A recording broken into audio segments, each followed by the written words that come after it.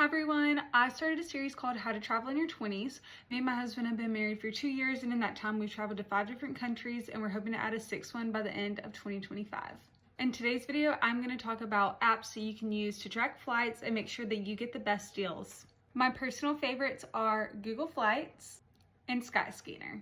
What Skyscanner does is it pulls from all these different flight companies' websites and scans the price for you. Using Skyscanner, if you know the specific city or country you want to fly to, be ball on a budget, you can key in your home airport destination and then click on their feature called Everywhere. That is going to pull up domestic flights, international flights, and all of their rates that go along with that. A lot of times you can find cheap flights this way if you're not like place specific. But again, sometimes you just know where you want to go. And once you've keyed in a destination and you're looking for flights, they do have a few different options for you. Best typically means most time efficient. Cheapest is obviously low cost, and fastest is getting you there with less stops, as quickly as possible.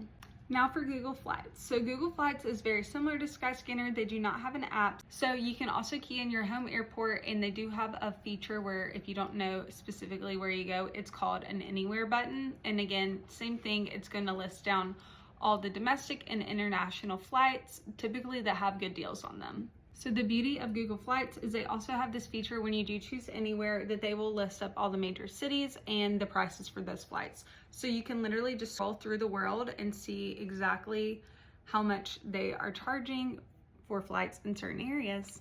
And I'm going to use an example that I see right in front of me currently. So if you are willing to fly into London instead of Bristol, the London flight is $573 and the Bristol flight is $1,129. So you can save yourself hundreds of dollars and also just easily book a train ticket because Europe has an amazing train system. Another great thing about Google Flights is if you have a Gmail account, you can key in your email if you know a certain location that you are now targeting to travel to. You can press track for either specific dates, for a month if you're flexible. They will email you if the price significantly goes down or if it increases. So now you know the tips and tricks on how to find flights and how to get good deals. So when do you book your flight? Domestic travel, I always say 1 to 3 months in advance. For huge international trips, typically you are planning or thinking about going for maybe close to a year.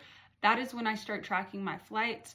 Again, if you key on Google, random dates that you're thinking or the month period, you can see it go up and down drastically during that time. And so the longer you're able to track it, the better.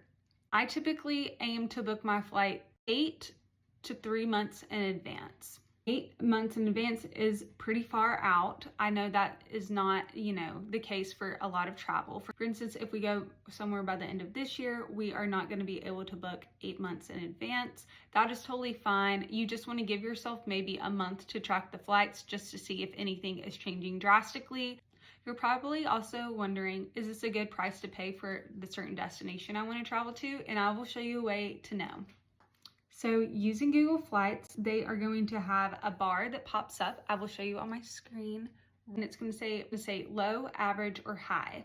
You're going to press view price history, and it's going to show you a graph that will pop up with all the prices that have been going. And again, if you are signed up for the emails to track these flights, you will be getting these notifications. I'm going to pop it up on the screen, but there are definitely times where it's peaked really low and then skyrocketed right after that. Typically, Tuesdays are in the travel world known for being a cheapest day to book. So in my experience, I will say Tuesdays have always worked out great for me. It may not be the case for everyone with different destinations and different starting points, but again, that's just a good rule of thumb. Tuesday afternoons are always good to go. If you have any questions about what I talked about in this video, or you have any topics you want me to discuss, drop them down in the comments. Bye.